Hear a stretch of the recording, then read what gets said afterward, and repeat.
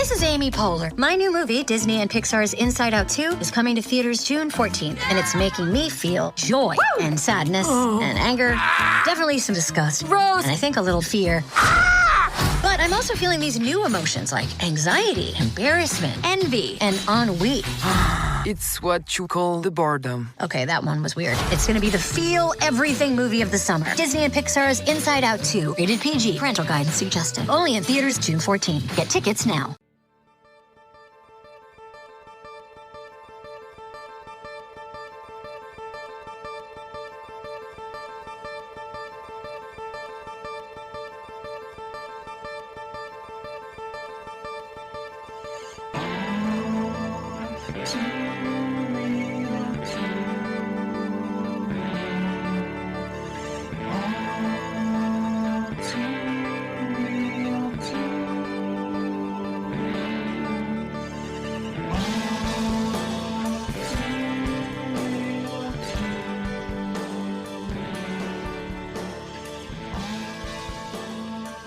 Okay, everybody, welcome to the latest episode of All2ReelToo. My name is Michael E. Cullen II, and with me, as always, is... Sesame, Samurai, and Karta. It's a great name.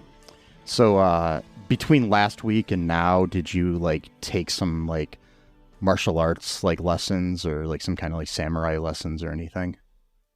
I did, and for some reason, though, I've hardly told anyone the details about that, but yet somehow that's supposed to be part of my identity, and people are just supposed to roll with it, even though there's 1% of my week has even been telling people how I went to Japan, who I learned from. Do you speak fluent Japanese now too? Just for a moment that I forgot about it, but oh, okay, yeah, unfortunate as it may be, but that's just how it rolls. I was just curious. Because I was going to start calling you Samurai Podcaster. It was going to be your new name. Ooh, and, yeah. But, and there'd be no reason to call you that besides the fact that you're a podcaster and say you're a samurai. Yeah. True. So today on the show, we're going to do our review of the 2018 Dave Matthews Band song, Samurai Cop, which is a real thing. Anyway, so... Wait, they have a song called that? Yeah, it has nothing to do with the movie, but they have a song that came out in 2018 called Samurai Cop, Oh Joy Begin. Okay, it's Dave Matthews for you, I guess. Yes. When I was looking up Samurai Cop, the movie, that came up, and I was like, what the fuck is this? I didn't listen to it either, so I have no idea what it sounds like. But yeah, we're not covering that. We are actually covering the 1991 film Samurai Cop, the B, C, D, E, F, G, Z movie, whatever you want to call it, It's a vanity project written and directed by Amir Shervan, an Iranian filmmaker. It's one of, I think it's 7 movies that he made in the United States. He's directed a lot of movies. He started in Iran directing movies. Actually, he was born there before it was called Iran, I guess, officially. Oh, okay. So yeah, or at least where he was. I don't know. So but he's been directing. He was directing movies from 1965 until this was his last film in 1991. Oh wow. Yeah, he directed in the United States. He directed the movie Gypsy in 1990, Young Rebels in 89. Killing American Style in 1988, Hollywood Cop in 1987, wow, Ignorance Days in 1979, I think, and among other movies that he's directed in his life. So yeah, but yeah, he sadly passed away in the early 2000s. So yeah, but yeah, this was basically his vanity project, basically by means that this is something he really wanted to make, that. At all cost, but without any, but without really any cost, because if I'm reading things right, supposedly the movie only cost $7,000 to make, which was basically less than the budget of the 2 movies I've directed. So, but it kind of made a lot of money.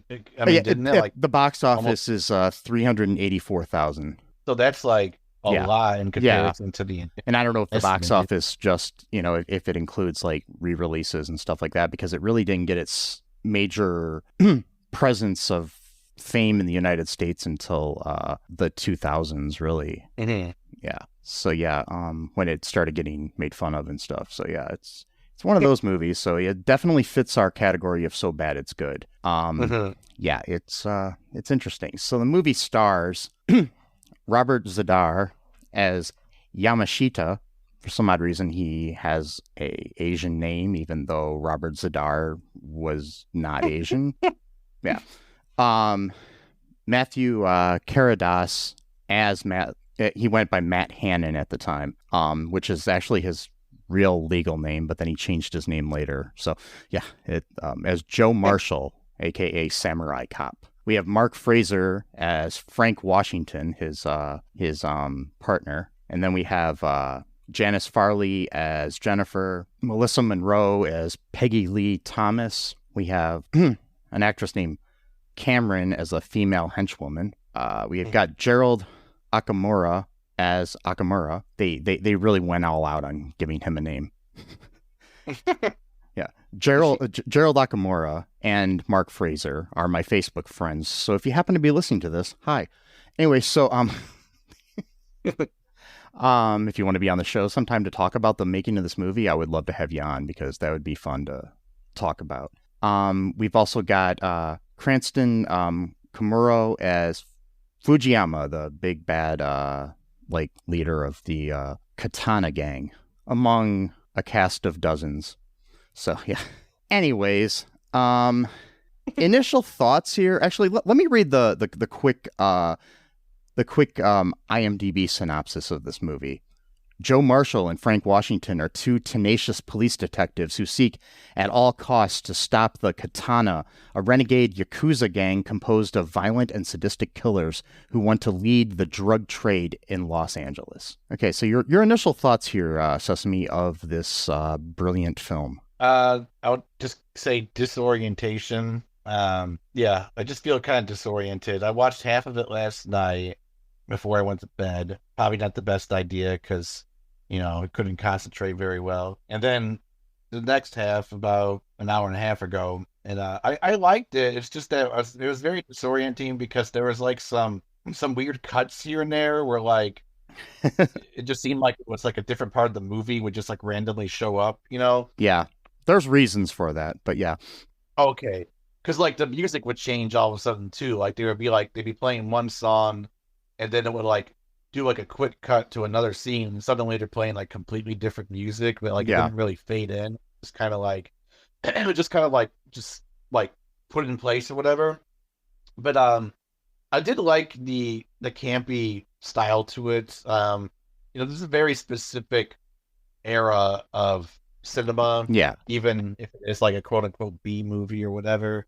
That's very early 90s, late 80s. You don't really see this kind of movie being made today unless they're trying to like kind of harken back to that style or whatever, where like the violence is so fake, but simultaneously so fake, but also really brutal. Yeah. Like the torture scenes, for example, in this movie would just go on for like, like way too long. I do want to mention something though, for you. I have an assignment for you. Okay. So as podcasters, we're all in competition, right? I need you to find the most popular podcaster out there who is our biggest competition. And yeah, and he may or may not have been on a TV show back in the 90s called that rhymed with Schmooze Radio. I want his head on my piano. Whoa. All right. No, I'm joking. I do not want his head on my piano.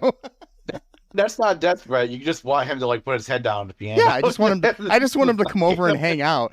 And for that to really be a threat, I'd have to actually own a piano, and I don't. So right. Just like, just lay down your head, just like listen to the tune to see if it's out of tune or whatever, Yeah. And you know what? This kind of would be up his alley a little bit if he like still did fun stuff, because I don't know. Like, I'm sure he loves this movie. A lot of people love this movie, so I'm sure that Joe Rogan loves this movie. Yeah, because early Joe Rogan, there used to be more fun stuff. Mm-hmm. And like now it's just like the quote unquote serious stuff after you couldn't even take him seriously as a person, but there used to be more of like I could totally see like early Joe Rogan, like from like 2000 or whatever, reviewing this or just talking about it or talking to someone, who was Fear Factor Joe Rogan would have liked this movie. Yeah. Oh, definitely. But I liked it. It was it had its charm. There was like too many random sex scenes that just didn't seem like it made any sense other than just one. And they were and they were awkward too. They were very awkward. Oh God, very awkward sexual. They were slightly sexy here and there, but they weren't even like sexy sex scenes. If that makes Sorry. They weren't. They were just there to show off the hot female bodies. Yeah, that's all. I'm not trying to be. I mean that was the reason why they showed them in the first place, was to show off their bodies. But there were movies around this time that did that a lot better. Exactly. And that was kind of a thing too that's also kind of more of a 90s thing as well. Yeah. It's having like random sex scenes. Like you don't really see that too much in movies anymore, which you don't really see much nudity in movies much anymore, like mainstream, action movies at least. There isn't like a scene in the middle of Guardians of the Galaxy where, Star-Lord's just, boning a really attractive alien or something. No. It's just well, I mean, it was a Disney movie, so probably not. That's probably why. Because now the people say that Disney's gone woke and they're getting too adult themed because of who they bought Hulu or something like that. Well, they've owned Hulu. They've owned part of Hulu since the beginning of Hulu. So okay, yeah, now you could Hulu on Disney Plus. Disney. Yeah, it's a tab on there. Yeah, it's a tab. Okay, I'll tell you what though, I am such a boomer when it comes to streaming technology. Yeah, it confuses me so much. So it's like if I were to go on the Hulu tab, like through Disney, that mean I have to create an entirely new paid account? Or no, it's connected to whatever account you have on there. But the thing is, you can't have like I don't know. You might be able to have. You probably would. It'd probably be under your separate account on there. Like if you and somebody else had an account on there, it might save your progress on a show there. I watch everything through Disney Plus now because I just don't need to open up the Hulu app anymore if I watch anything on Hulu. But anyways, also they're supposed to be putting together a bundle that'll include HBO. Or I mean, not HBO Max, but will include Max. They're not being owned by the same people or anything, but Max. I mean, but like Warner Brothers Discovery that owns Max and Disney are going to create a bundle that you can get all three of them for a cheaper deal. So that's interesting. Yeah, for me, that stuff just confused the hell out of me. And I'm the exact opposite, where I'm like a tactile learner and like kind of like out of sight, out of mind for me. So it's like I want every individual app there just so I can click on it. And if I want to get rid of it, like for me, having Hulu on Disney Plus, and then if I want to then go on the Hulu tab, then there's a sub tab for HBO Max. Then if I click on HBO Max, that could then take me to Amazon Prime. Like that just confuses me. I'd rather just like go on each app, and take 2 extra seconds. I think what it is they're not going to be all in the same app. It's just basically you're going to be able to bundle them together. I mean, Hulu will still be on you as a tab on Disney, but you will have the option to have Max as well as part of your bundle. Because they've had a Hulu Disney bundle for years anyways. So okay. Yeah, because I've had that, and then I also get ESPN Plus, which I never watch a single thing on because I don't watch sports, but it's cheaper to have that than to buy Hulu and Disney individual. So right, that makes sense. Much like a bundle, there's lots of bundling in this movie. Not really. There basically is. There, it's a lot of bundling of bad movie tropes all into one movie. And so what goes on in this lovely film? All right, so I'm trying to remember chronologically what happened. So this Joe Marshall guy, he's a cop from like a different... He's from San Diego. Yeah. Yeah, he's from San Diego, California. And then he gets placed up here to take down, like, again, like this Yakuza gang or whatever. Yeah. there's kind of like some interesting scenes. Like, so basically there's a guy who's like kind of like a higher up in the Yakuza, but he's not like the top boss or whatever. And they were gonna basically try to either get the other gangs to kind of join them, or at least kind of just become underlings of them. Yeah, because it starts out with Okamura, the bald Asian guy, which is played by Gerald Okamura. Yeah, so he didn't want to go through with this because he was like, why are we killing, why can't we just sort of like all get along type of thing? And then, the boss was like, no, just go and give them their offer, and then if they refuse, just kill them. So then that was like a Chinese gang, I think, that they were offering like their protection or just whatever. Basically, it's kind of like a deal where they'll probably get like half of what they would normally get. So it's kind of like a humiliating deal. Yeah, I mean, most of the ways that gangs work is like, you pay for protection, and protection is from them. It's not like they're going to protect you from anybody else hurting you. They're just like, we won't kill you if you give us, X amount of money a month or whatever. Yeah, it's like a protection racket, and then so. Predictably, a Chinese gang says no, so then they get into a huge firefight. Everyone gets killed from the other gang, or most of them get killed. And then, I mean, it's just about as good, as good as the fights in Havoc. Yes, Havoc from 2005. Yes, Anne Hathaway. Yeah, those fights were ridiculous. And so, this Joe Marshall guy and his partner are gonna do like a big drug bust, like a bunch of cocaine or whatever. Yeah. They don't really have a great track record because like their chief is always telling them like, bring me someone alive so that we can question them. Yeah, everyone gets killed. That was actually kind of a funny trope that just kept happening. I thought, and it did play up the whole stereotype of the the angry boss sort of thing in the cops. Like you have the angry boss in like Lethal Weapon and stuff. And this movie was obviously inspired by Lethal Weapon. I'm just saying, with the fact that you've got like a wild white guy with long hair and a black cop, wearing a suit that changes colors randomly throughout the movie. But anyways, that's another story. Yeah, I know. It was hilarious because he was like, "You motherfucker, cocksucker," but then he smiles after he says it, shit like that. He was just totally playing up the trope, like, of the angry chief or whatever. So, I'm surprised at one point he didn't like pull out like some antacids and put it in his water or whatever type of shit. Like, oh man, this is rivaling up my acid reflux or whatever, type of thing. And so this was hilarious.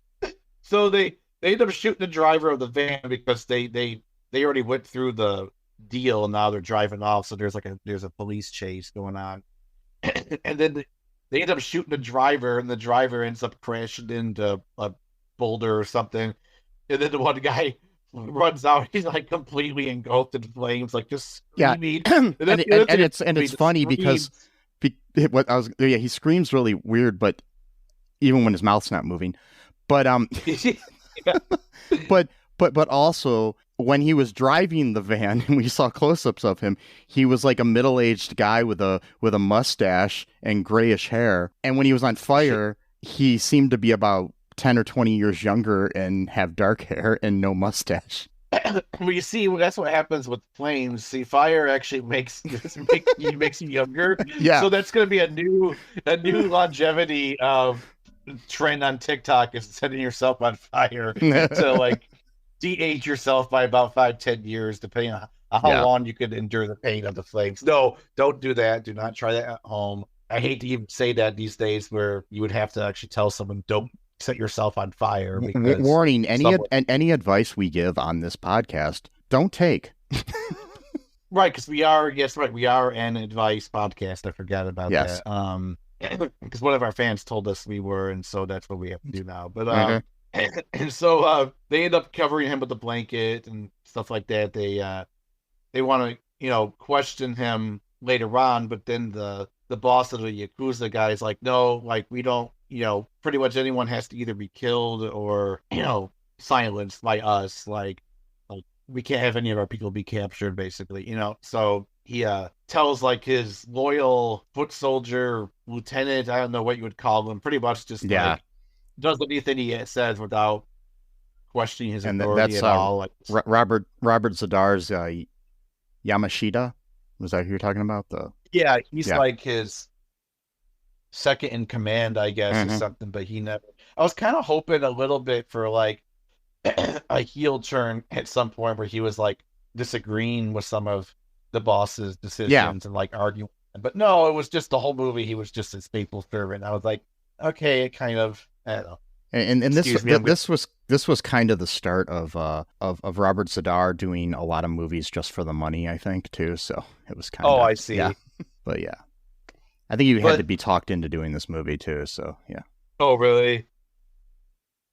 So this Joe Marshall guy, he really just loved to show off his body for no apparent reason because he's got muscles and shit. And the sex things, it's like there's like this whole thing too where it's like apparently every woman just wants to have sex with him. Yeah. And like the nurse is like, because when they were going to visit the burn victim, but he couldn't talk yet because his lips were still like really severely burned.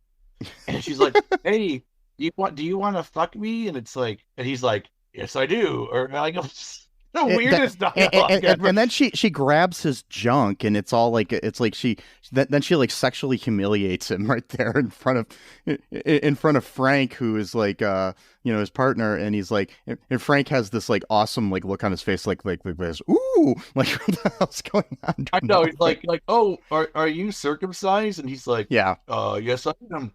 And he's like, oh well, it looks like the doctor cut off a lot of it, or yeah, that's what she like was that. saying. It's just like he's saying he's got a small penis or whatever. Yeah. And then and he's like, oh, whatever. And it's just like he's screwing like this female cop that's like one of his partners, I guess. And there's like that's the whole thing. And at one point, even she was like saying to some other guy that was on the force, because like their job was like to basically just be like on the lookout for something. And then she's like, oh, I guess we're the only ones that don't have anything to do. And she's like, I guess we should just fuck. And he's like, oh, shut up or whatever. Well, I think that was done as a joke anyways, but it's like really, it's like the humor in this is like, I mean, nothing against somebody from a foreign country, but like somebody that English isn't their first language, trying to tell bawdy jokes that make no sense. If you know what I mean. Oh, was she like from a different country? No, I'm saying the writer. Oh, right. Okay, yeah, okay. Yeah, because Amir Shervan is from Iran, and it's like, so yeah. Oh yeah, I see. Yeah, I understand what you're saying. Yeah, I mean, I know she was joking because he was married, and he's like, oh, shut up or whatever. And I'm like, okay, this is kind of weird. And then they're like, there's like just useless scenes that are like look like they belong like in a softcore porn movie. Yeah. They're like really like well-made scenes too. Like it's almost like they put more effort into these scenes than they did. I mean, it's just like that chick boxer movie, where there's just a random porn scene at the end where it's like better quality and everything than the rest of the film, except for hearing the director tell them directions of how to have sex. But anyways, that's it.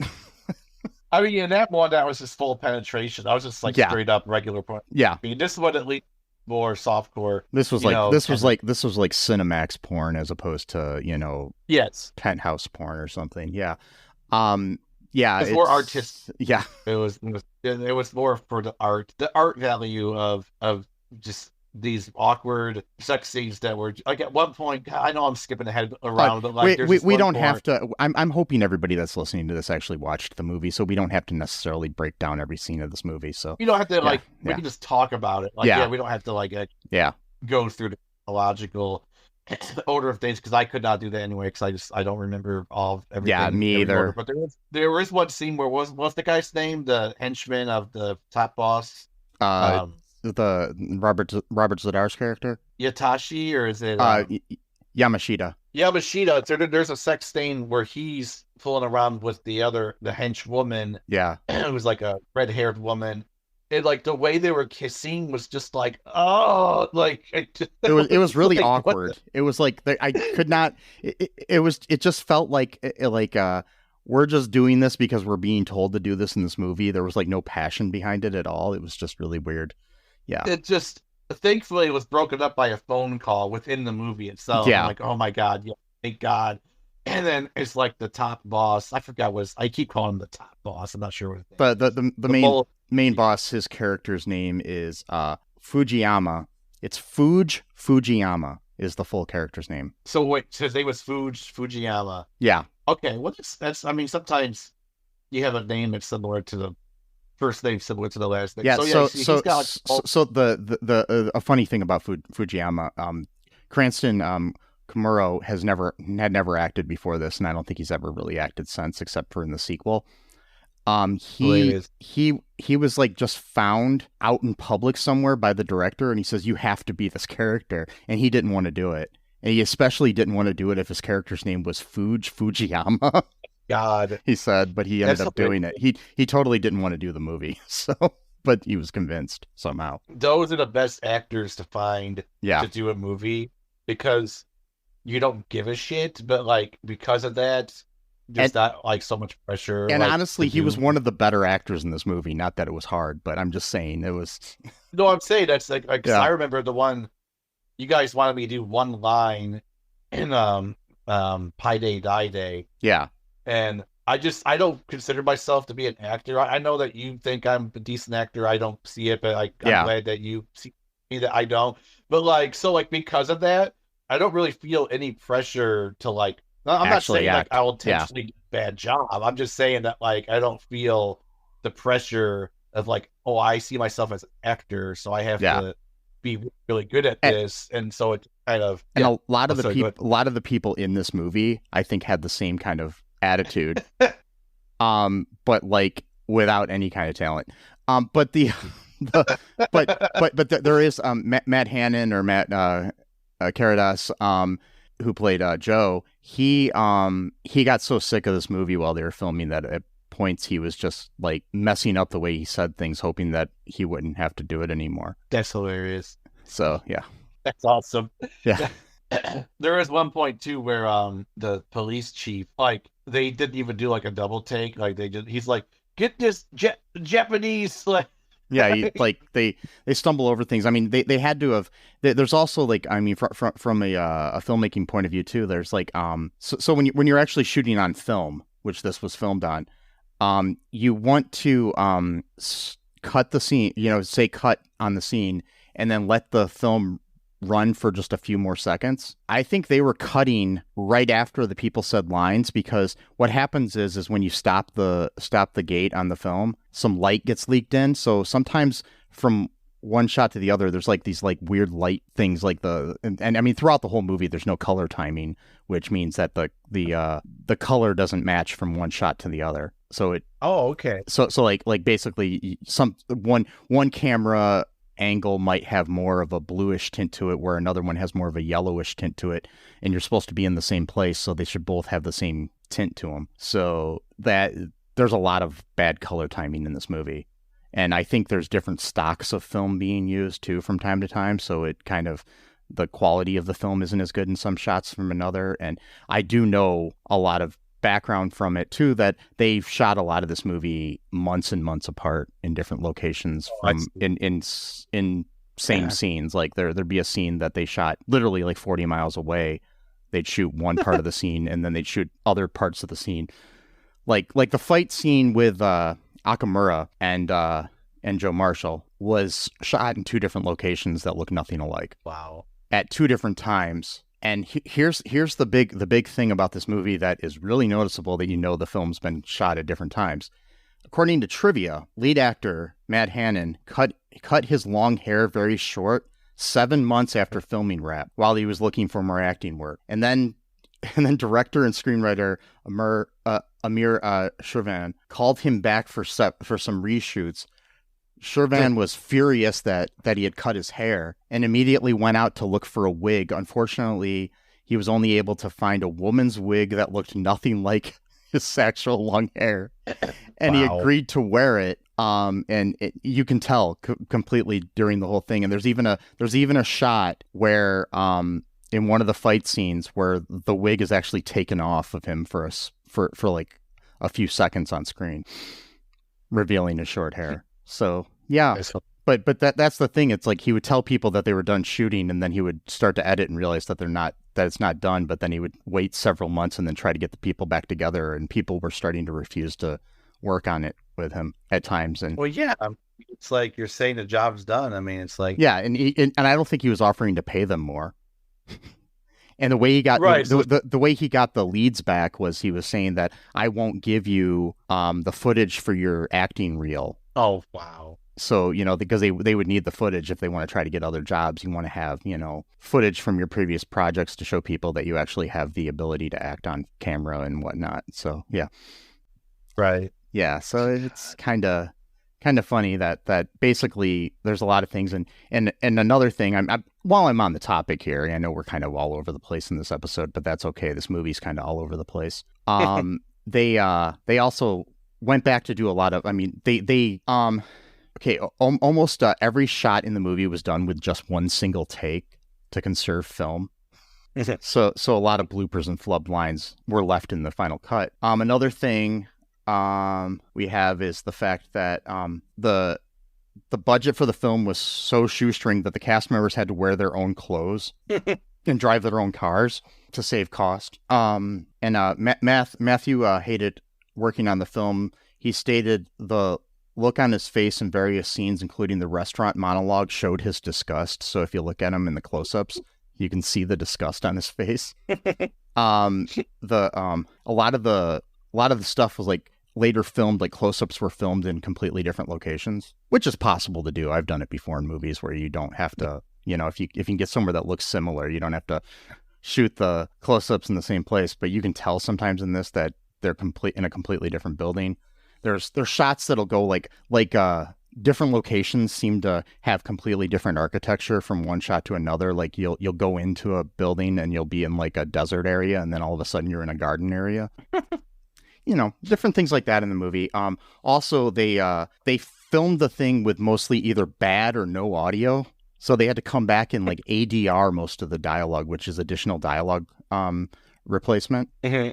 Or added dialogue replacement, whatever it is. I don't know what ADR, it has different meanings. But so some of the people couldn't come back to do some of the ADR for lines that were missing. So the director actually does the voice of a lot of the minor characters. He would record the lines and like pitch up his voice and lower it in some shots. So like some of these random people or him or like one of the other lead actors would do the voices of other people. Even like the female, the redheaded female Carmen, the actress, she would she dubbed some of the stuff for Peggy while she was in the helicopter, even though they're so yeah, they're it's all over the place. Like you do what you can. I mean, I've filmed scenes months apart where I've done close-ups with people because you have to retake something, but this was done really crazy. Wow. And the clothes change from shot to shot. The location changes from shot to shot in fight scenes. They have Robert Zadar and Matt Hannon facing off against each other in their final battle. And the background, when they do the long shot of both of them looking at each other, I mean, when they do a close-up of Robert Zadar and then they do the close-up of Matt Hannon, the background is exactly the same on both of them. So they shot it in the same spot. But it's supposed to be that they're on opposite sides of it's just weird. So, yeah, there's a lot of, and they never, the director didn't know that you would have to hire a fight choreographer. So there was none hired. And, Gerald Okamura, who played Okamura in the movie, has an extensive background in martial arts. So he was basically the de facto fight choreographer for the movie. So, yeah. Yeah. Oh boy, yeah, those fight scenes too with the sound effects were just insane. Yeah, the sound effects were really bad. like oh my god, like it sounds like a machine almost. Like I love the screams though that these people make. The sound effects that the humans make are just like the best I've ever heard in a movie. Like just the groans and the and it makes me wonder if some of those were like later dubbed in by the director or something. Yeah, like. And you talk about like the language thing, like yeah, I'm not like piling on or whatever, but just like sometimes you can tell like when someone like English is not like their first language, or they got like a a decent command of it, but there's still like some like what, you know, like for example, like they kept like doing this thing where they like at first it kind of made sense where they're like, oh, he's gonna fry your ass, and but your ass is already black, so it's gonna be charcoal black. It's like, okay, you know, I've heard stuff like that. But then later on, when the guys from the Yakuza are interrogating various people in order to get the address of Samurai Cop, because apparently like nobody knows it, I guess. I don't know. And then like, and he's like, give us the information. He's like, oh, what you want? You want some information about my butt? Like, what? Like, I've never even heard that thing in my life. Like, I don't even know what that means. Like who says that? Like, I don't know what's wrong with you, Sesame. I say that all the time. Anytime somebody asks me a question, I'll be like, what? You want to know about my butt? You know, like... Yeah, exactly. I'm like, what are you talking about? But then, like, later on, in that same scene, actually, the guy puts a gun to his crotch. He's like, oh, you want me to get rid of your gift? Your black gift? Like, meaning, like, he's black, so he's got a big cock. But, like, it's a weird thing to say, black gift. Like, yeah. Or even gift at all. Like, even calling it a gift just does not really make any sense to me. Like, it's just a weird turn of phrase. But, well, I guess like, he was gifted with a big dick, I guess, is basically what they're going after. I understand, but just it was a weird way of saying it. I don't know. Yeah. And then, like, yeah, I mean, I get what he was trying to say. It just... Well, I think what he meant was he probably didn't understand, because when you're translating things, because people will call that a package. Oh, right. Okay. And he probably got gift and package mixed up, is my guess. So, yeah. Because they mean the same thing, but like, yeah. I got you. Mm-hmm. I mean, that's not, I mean, I'm not no, there's nothing wrong with that, but it makes this is like one of those movies that, you know, if it was made a little better, nobody would care about it. If you know what I mean. You know, the reason that it's so good, it's one of these so bad it's good things. Like, basically all of the things had to go wrong to make this movie a cult classic, you know, so. Oh yeah, no, 100%. Like, yeah, like nobody's going to want to review or talk about just like a generic action movie that's just like somewhat okay. Like, you know, like we've done that before where a few movies we have, yeah. like for example, like the Indian Detective, like, no offense to, what's his name?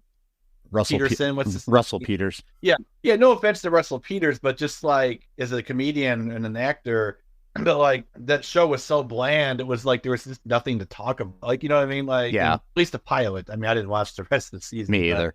Yeah. But yeah, we've done a few of those where it was just like the movie was just like okay. Like, for example, there was that other movie was about like it was like not Speed, but it had something to do with like airplanes or whatever, and like we kept making fun of the fact that like for some reason like hackers always like have to live in a dark room with like a bunch of like it was Fast and Fierce. That's right, Fast and Fierce. So that one was kind of like one of those movies too, where it was just like okay, like it wasn't like there wasn't really anything bad happening in it, you know what I mean? And so but this one definitely ticked all of those boxes in a good way though, in an actual, I mean, like, yeah, I can understand like hating the fact that I'm making this movie, again, especially if I wanted to be an actor and this is what I could get.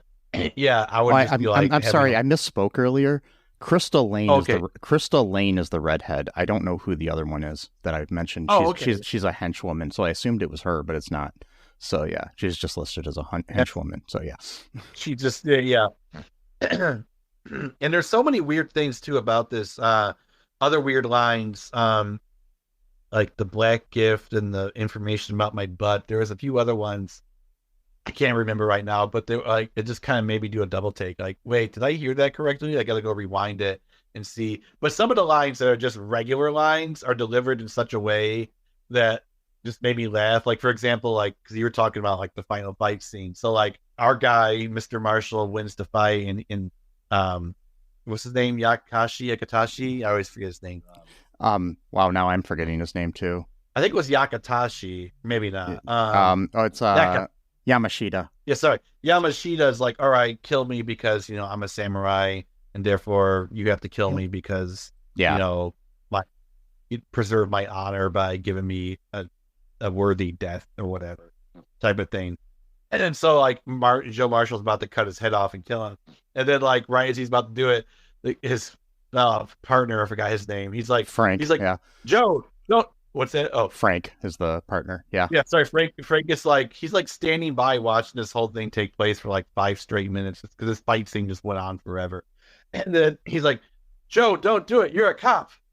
He just said it like that, like just like no, like no emotion, no anything. And then he drops the sword and he walks away. And then he takes his knife and kills himself. Because what an honorable death for serving his cause, and didn't want to go to prison or give information off of, which is weird because he was the last to die, I think, because they already killed the final boss earlier during the big boss. Yeah, I think the reason he was the final guy to die is because it was Robert Zadar. So you gotta, so he's the fighter. He was the most well-known person in this movie. So. Because he had, prior to this, done Maniac Cop, and I think he had done Tango and Cash prior to this too. Yeah, he did.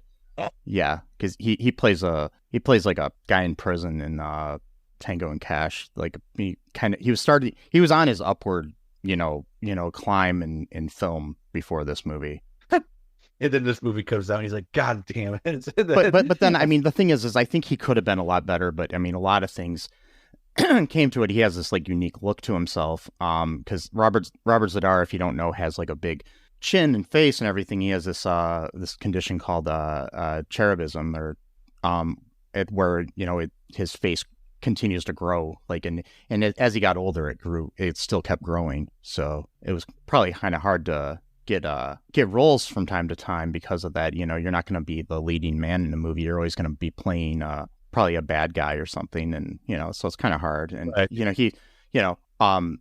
Bruce Campbell, who worked with him on Maniac Cop, said after he died, he said he always played a villain, but he was the nicest guy you ever met. So so it's like, yeah, I understand it. Yeah, so yeah, it's like interesting though. But I mean, and he did do, obviously, like, it seems like he basically took almost any role that any B movie director offered him. So yeah. I mean, I've seen him in a lot of things. But anyway, he's still he's an icon when it comes to horror and B movies and action movies. Yeah. So I did read a little bit up on the Dave Matthews Band song. Okay. So the reason that the title is there is because, according to an interview that Dave Matthews gave on The Tonight Show with Jimmy Fallon, the film was playing while the song was recorded and the title just stuck. So it has nothing to do with the movie, but the movie was playing in the recording studio, so they just named it that. So yeah. Yeah, I figured there was some reason why they would call it that. Like, yeah, that's not like a random name to choose, like, randomly or anything. So yeah. Yeah, I was like, there's got to be some kind of connection to this. Yeah. But yeah, I mean, I enjoyed it. It did kind of drag on a little bit, but I think if I was in a different mood, because lately I was kind of just in a weird mood last night and today. I think if I watched it at a different time, maybe I would have. I think this is a good movie to, like, hang out with your buddies and watch and kind of make fun of while you watch it, sort of thing. Yeah. Yeah. It's definitely, there is a riff tracks version of this. There's also a Joe Bob Briggs does a kind of a riff of it too. So, there's different, versions of it you can watch where people are making fun of it the whole time. So I also recommend checking out the Bad Movie Bible on YouTube. They just released a video not too long ago about it with a complete breakdown of the history of the making of the movie. So it's really informative. I know, that's messed up. It was like the day that we decided to cover this. I was like, hey, can we review this? And then like 12 hours later, this guy drops this whole review or this whole breakdown of the. Yeah, and there is a Samurai Cop 2. So if you people want to check that out, we may cover that in the future. It's called Samurai Cop 2: Deadly Vengeance, and it came out in 2015. And Matt Karedas is back. Mark Frazer is back. Gerald Okamura is back. You also have, I know you've got like a few other people here and there from the original movie reappearing. Most of the characters somehow are die in the first movie, but are back in the second. So I don't know. I have yet to watch it, so I don't know how they came back. And we also have Tommy Wiseau from The Room in the sequel. So, okay. Star of one of the worst movies ever made, The Room. So, which is another vanity project by an actor, writer, director, which we will be covering in a future episode if I have my way. So we will. So, yeah. And if you want to find the breakdown of the making of that, I recommend reading the book, The Disaster Artist. You can watch the movie too, but I don't like supporting one of the stars in the movie, so we're good. So who also directed the movie. Yeah. So anyways, there we go. But I did read the book and it's really good. Anywho, any final thoughts here on Samurai Cop? No, I think I'm all tapped out of my samurai points. I can't think today. Yes, that works. I've got no my banter meter is really low today. My banter meter is really low today. Yes. That should be a t-shirt. Anyway, that should be a good idea. I might make that. Look out for our speaking of that, we have a TeePublic, so if you want to get some merchandise, you can check it out there. We can get, different things with our logo on it and different things that we've said on the show and other stuff from the production company of the show, Cullen Park Productions, which we also make movies too. So, another thing you can do is go to our Patreon. Go there, you can donate money, get some cool stuff in different tiers there as well. And I'm going to be adding some more stuff too. I'm thinking of adding something where we just have like random quick episodes from Sesame and I, or just one of us, or different things like that. So, that you can get, that'll be exclusive to Patreon. So if you want us to do that, message me at mike@cullenpark.com. Also, follow us everywhere you can follow us online. We've got links to all of that at all2reeltoo.com for all of our social needs and your social needs. And the best thing to do too is you can give us a 5-star review on anywhere you can do that, like Apple Podcast or Spotify or Ding Dong or Ring-a-Ling or those are real things, right? Those are like overseas ones. Yeah. Oh, okay, yeah. Over there, you can give us a review in a different language then. Yeah. Because if you don't, I might cut off the gift you have or whatever. And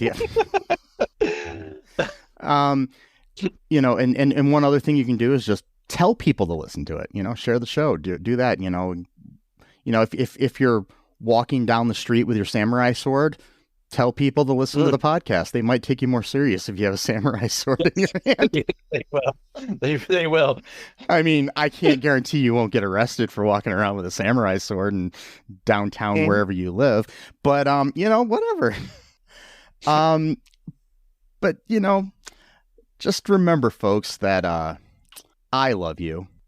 If you really love me, I want this head on my piano. And Sesame loves you. And until next time, bye-bye. Thanks for listening to All2ReelToo podcast, a Cullen Park production. Produced and edited by Michael E. Cullen II. Music by Mathew Hawes. Subscribe and share the show. Visit us at cullenpark.com.